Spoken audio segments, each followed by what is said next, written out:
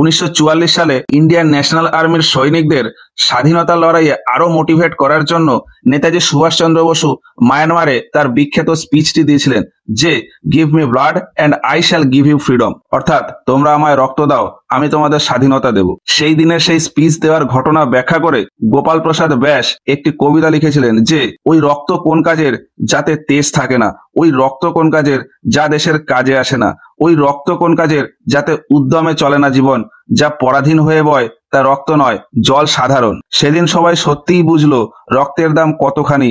সুভাষ যখন বার্মাতে চাইলো তাদের কাছে কুরবানি, বলল স্বতন্ত্রতার জন্য বলিদান তোমায় দিতেই হবে, পৃথিবীতে তুমি অনেক বেঁচেছো, এবার তোমায় মরতে হবে। স্বাধীনতার চরণে যে জয়মালা দেওয়া হবে, শিরচ্ছেদের ফুল দিয়ে সেই মালা গাঁথা হবে। বাহু তুলে সুভাষ বলে রক্ত তোমরা আমায় দিও, বদলে ভারতের স্বাধীনতা তোমরা আমার কাছ থেকে নিও। সভাতে শুরু হলো এমন হইচই যেন হৃদয় আত্মহারা, কোষে কোষে শোনা যায় ইনক্লাবের স্লোগান ধারা।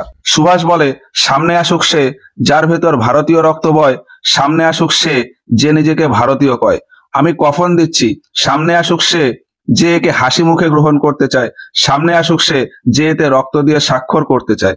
সব জনতা হুঙ্কার দিয়ে বলে আমি আসছি, আমি আসছি, ভারত মাতার চরণে নিজের রক্ত অর্পণ করছি। সাহসে ভরা যুবক দিন দিন শুধু বেড়েই চলে, চাকু ছুরি কাটারি দিয়ে নিজের রক্ত দেয় ঢেলে। তারপর সেই রক্তে তাদের কলমের নিব চুবায়, আর সেই কলম দিয়ে স্বাধীনতার অনুমোদন পত্রে নিজের হস্তাক্ষর দিয়ে যায়। সেদিন আকাশের তারারাও দেখে ভারতীয় বিশ্বাস এমন, যখন বীর যোদ্ধারা লিখলো রক্ত দিয়ে ইতিহাস নূতন। আজ 23শে জানুয়ারি সেই বীর যোদ্ধা নেতাজি সুভাষচন্দ্র বসুর 127তম জন্মদিন। আমাদের সকলের পক্ষ থেকে রইল তার প্রতি শ্রদ্ধাবনত বিনম্র প্রণাম।